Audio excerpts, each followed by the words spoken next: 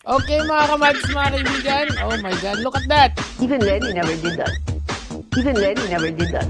Okay, kasi eto pong si Madam Sara ngayon ay nasa Germany. Ngayon, todo-todo tanggol yung mga vloggers. Ngayon, maraming issue to eh. So, uunahin muna natin yung pinaka-basic, yung sa security personnel ni Sara Duterte, kung bakit siya tinanggalan ng 75, okay? Actually, marami siyang security detail. It's actually 400 plus, and we will learn about that in today's video kasi nga ini-issuean nila ang mga Marcoses, ang administrasyon ngayon. Anything, basta na lang makasira. Pero ayos lang yon, trabaho niyo yan. Trabaho ng mga tao na malaman ng totoo. So, ito ang totoo. Hanip din magdrama itong si Sara Duterte. Bakit naman? Isipin mong inaapi ng alisin ang 75 na Yan, umiyak siya dyan eh. Parang ang pinalalabas niya, inaapi daw siya nitong administration na to. Kasi nga, nawala yung 75 security detail niya. Not knowing, mga kamads, mga kaibigan, in the COA report back in 2022, 433 yung nakatalaga sa kanya. Hindi pa kasama dun yung AFP announced the activation of VP-SPG, Dedicated Unit for Security and Protection of the Duterte Family. Besides, di ba? So, ang dami niyang personnel. Etong 75 na to, siguro mga close in niya na taga Davao kasi according to her, ano daw yan, kay Marbil yan. I don't know who that is, pero mukhang nagkakapolitikahan sila. Problema niya yan, di problema ng taong bahan yan. Tuloy natin. police personnel sa kanya bilang security. Ang hindi alam ng karamihan, 433 security personnel. Totoo yan, correct yan sa COA yan. I can cross-reference that dito. Sa Commission of Audit, ayan. So, yung 75 na yan, drop in the bucket yan. Meron pa rin nagbabantay sa kanya. Grabe naman, parang dami ginagawa. Even Len never did that. Iyak ka talaga. Ang nakatalaga kay Sara sa ilalim ng Vice Presidential Security and Protection Group o VP-SPG na dapat sana ay 78 lang tulad ng kay dating VP Leni Robredo. 78 lang. Even Lenny never did that. So, umiiyak siya, tinanggalan siya ng 75. Kahit sa in reality, according to the COA report, meron siyang 433 security personnel. Not only that, meron din siyang AFP announced activation of VP-SPG. Dami naman nagbabantay sa'yo. Parang princess. Even Lenny never did that. Princess Fiona. Okay lang yun. Ganun talaga pag feeling importante. Noon. So kahit inalis ang 75 na pulis sa OVP, mayroon pa rin siyang 358 bodyguard. Ang galing magbat Even Lenny never did that. Ay, hindi. Mali. Tali natin. Na natitira. Akala ko ba matatapang ang Duterte? Di ba may maisog sila? Yung maisog, walang atrasan. Bravery ang ibig sabihin nun. Tapos umiiyak kasi nabawasan ng 75. Ano ba naman yan? Ice naman dyan, mga lods. Bakit parang takot na takot si Inday Sara mabawasan ng security? Hindi, baka designated survivor naman siya, di ba? So, mabubuhay siya come what may. Ganun talaga pag prinsesa. Well, ang ginagawa nila kasi, they are trying to throw shade sa ating gobyerno na pinag-iinitan sila. When in fact, binawasan lang yan for whatever reason they have, di ba? Kasi marami naman siguro yung 433 Di ba? Ano bang trabaho ni Sara Duterte ngayon? Hindi naman siya cabinet secretary. Hindi naman siya part ng kahit anong programa ng ating ni Presidente Marcos except for being Vice President. Meron ba siyang NGO niya? NGO niya, yung parang angat buhay. Wala, 'di ba? So, pagiging Vice President lang ang kanyang trabaho. Okay, siguro mabawasan ng 75 yun, may 300 ka pa. Actually, ewan ko lang kung hindi pa kasama sa bilang doon yung tinalaga ng AFP. What more do you want? Even Lenny never did that. Oh, come on.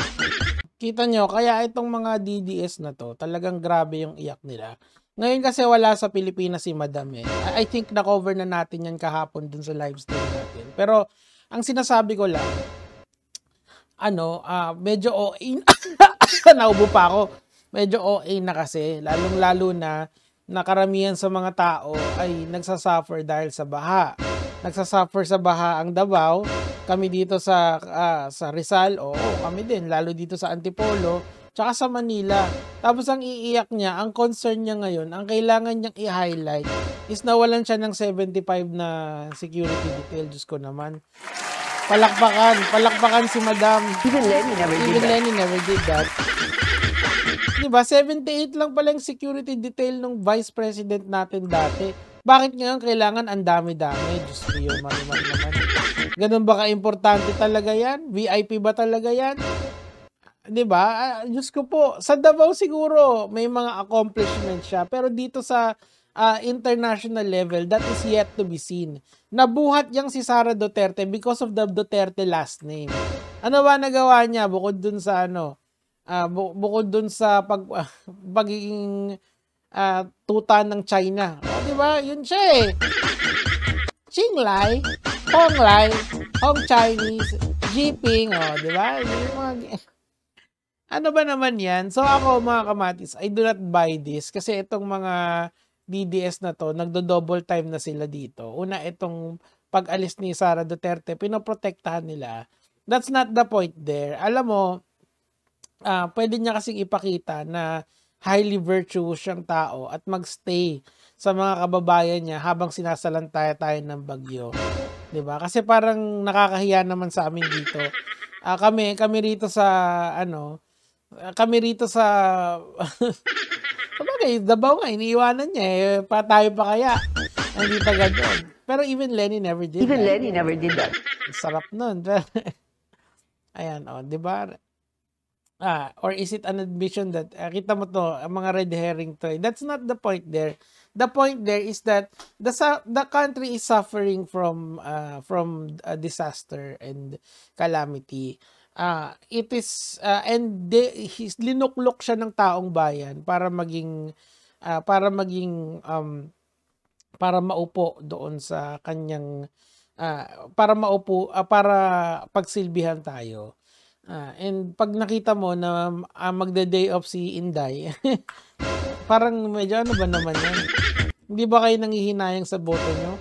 Ano ba naman yung magstay siya sa comfort of his house? Tapos, siya yung mag-direct ng kanyang NGO, just like what Lenny is doing. Pero what he's doing, even Lenny never did that. Kasi that's the comparison that you need to draw out dito, mga kamatis, mga kaibigan. That, ang iniiyak niya ngayon, tinanggalan siya ng security guard, pero, ng security detail, kaso, nasa Germany siya. Anaanin mo yung security detail mo doon. Diyos ko naman. Kailangan mo na marami. Kailangan mo 75. 75 more. Diba? When the previous vice president had only 78. Come on. That's bullshit. Diba? So ngayon, double time. Iyak na naman. Gusto nila kasing narrative na pakita sa inyo na itong administration na to ay ginigipit ang mga Duterte. Hindi naman. Pansin nyo ba hindi? Except for the confidential funds na rightfully so, kaya hindi siya pinagbigyan doon.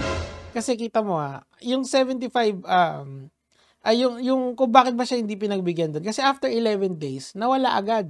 Diba? So after 11 days, nawala yung pera na yon. Saan napunta yon? Syempre confidential yon, walang paper trail yon. Diba? Iyak tayong lahat dito. So ako na parang na nakakainis or nakaka-disappoint na etong tao na to ay umiiyak because tinanggalan siya ng 75 na detail when in fact marami pa siya and hindi mo naman kailangan ng marami kasi look, the previous vice president had 78 only or even less dun sa buong stay niya as vice president. But you, madam, you're gonna cry because nabawasan yung 433 mo from last time. Come on. Wrong! O paano? Yun lang naman. Kita-kit sa 2025. Gege mga lods. Alam nyo na